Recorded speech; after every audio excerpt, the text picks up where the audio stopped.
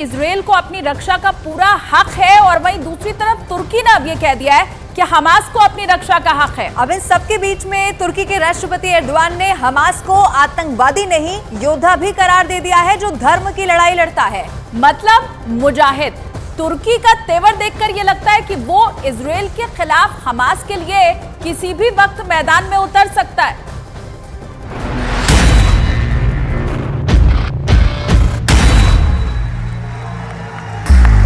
İsrail devletiyle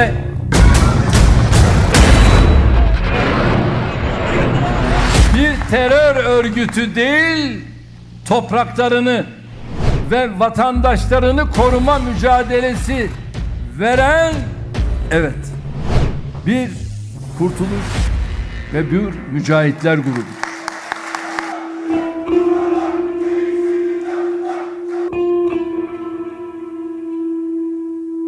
אתם מוכנים להמשך?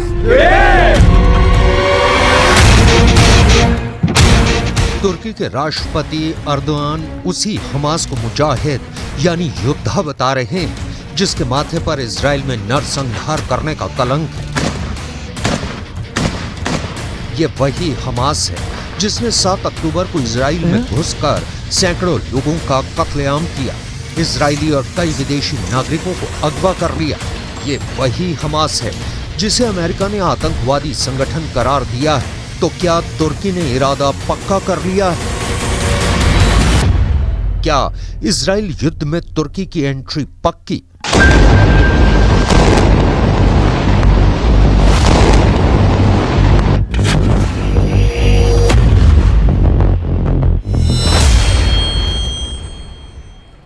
इस सवाल का जवाब सिर्फ तुर्की को इजराइल के जवाब में नहीं मिलेगा, बल्कि इजराइल के टारगेट पर उन 5 नामों में मिलेगा जिनकी बर्बादी के बिना इजराइल का इंतकाम पूरा नहीं होगा। लेकिन इसकी डिटेल आगे। अभी हमास के समर्थन में उतरे तुर्की की बात, क्योंकि सबूत चीख चीख कर बता रहे हैं कि तुर्की इजराइल का सबसे बड़ा दुश्मन है। सबूत नंबर 1, तुर्की अपने बैंकों के जरिए हमास को पैसा मुहैया कराता है। सबूत नंबर 2, तुर्की के राष्ट्रपति अर्दोआन के हमास नेताओं के साथ नजदीकी संबंध है। सबूत नंबर 3, अर्दोआन ने कई बार हमास नेताओं के साथ बैठकें भी की हैं, जिनकी तस्वीरें भी सोशल मीडिया पर मौजूद हैं। सबूत नंबर 4, तुर्की हमास नेताओं को पासपोर्ट भी जारी करता है ताकि वो विदेश यात्रा कर सके। सबूत नंबर 5, 2014 में हमास ने इस्तांबुल में अपना मुख्यालय स्थापित किया। इसके बाद से तुर्की हमास के लिए स्वर्ग बन गया है।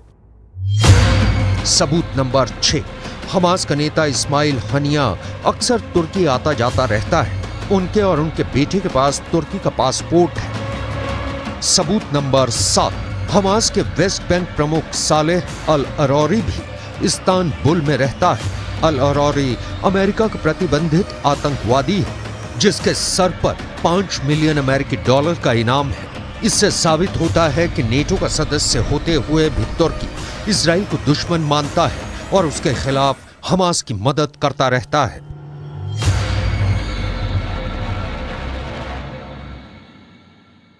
हमास को लेकर तुर्की का स्टैंड कोई नया नहीं है, लेकिन हमास को धर्म के लिए लड़ने वाला योद्धा बताकर तुर्की ने पश्चिमी देशों के सामने एक नया संकट खड़ा कर दिया है। दरअसल तुर्की अगर हमास का समर्थन भी करता है तो क्या इसके लिए वो इजराइल से 2-2 हाथ करने को तैयार है, यह समझना बहुत मुश्किल है। दूसरी तरफ तुर्की नेटो का सदस्य है, लेकिन क्या हमास को समर्थन देकर वो सिर्फ मुस्लिम देशों से अपनी नज़दीकी को साबित करना चाहता है, या फिर उसका स्टैंड युद्ध की दिशा को कोई नया मोड़ दे सकता है?